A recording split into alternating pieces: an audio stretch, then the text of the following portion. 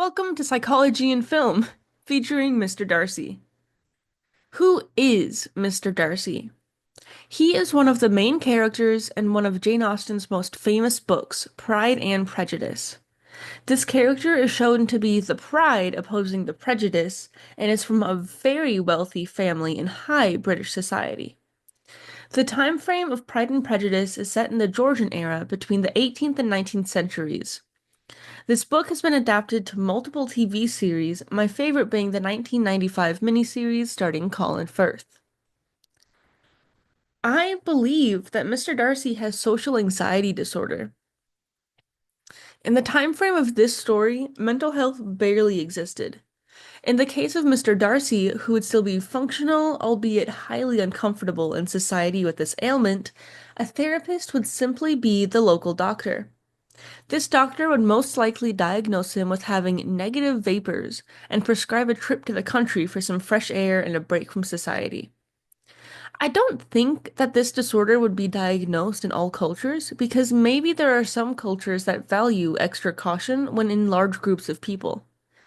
According to Hoffman in his scholarly article Cross-Cultural Aspects of Anxiety Disorders, social rules and differences between people are wholly unique depending on which culture they come from. In modern American culture, I feel as though it has become common for a person to have an anxiety disorder of some kind. That being said, people facing this difficulty are often stereotyped to be awkward, have difficulties with social cues, and to have a very small circle of friends. Let's go into some evidence. According to the DSM-5, one symptom of anxiety is that it's persistent and often begins in childhood. This can be supported in episode 5 by a statement made by a servant who helped to raise Mr. Darcy. She claimed that he was always a well-mannered, quiet, even-headed child. In this time frame, these descriptions are equal to saying that this kid is non-disruptive, quieter than other children, and this displays that he rarely acted out, if he ever did. This leads me to believe that this disorder has been present since childhood, taking it well past the 6-month time frame. Another symptom of this disorder is that one with anxiety will not engage in social interactions due to the fear of being embarrassed or humiliated by others in the vicinity. Mr. Darcy is shown to be aloof and tends to alienate himself in social events, despite having friends to encourage him to interact.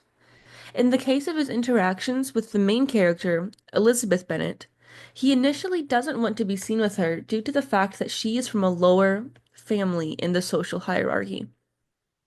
One symptom that Mr. Darcy does not display is showing his anxiety outwardly. Other than the occasional scowl, he is never shown to have a panic or anxiety attack. After researching why this may be the case, I discovered that panic attacks are more commonly expressed when one has a panic disorder. Furthermore, panic attacks for social anxiety disorders tend to be expected and less intense than those seen in panic disorders. I would treat Mr. Darcy's social anxiety by using cognitive therapy, specifically cognitive restructuring. This would entail incrementally exposing Mr. Darcy to diverse social events with the goal of changing his fear response, instead of completely removing said response. I believe that this is an appropriate reaction for this disorder because it seems to be a cognitive misinterpretation for external information. An ethical issue with this treatment would be the matter of free will. At what point does helping someone turn into forming them into someone else? A societal barrier that Mr. Darcy would face in attempting to carry out this treatment would be a large misunderstanding from society itself. If people saw that he was nervous from being around other people, most likely he would start to be shunned for being odd. Now, all in all, in this story, the disorder was portrayed in a non-direct way, as it wasn't a key point. It was seen more as a personality trait rather than a disability. That being the case, I would not call Mr. Darcy's case an accurate portrayal of social anxiety disorder.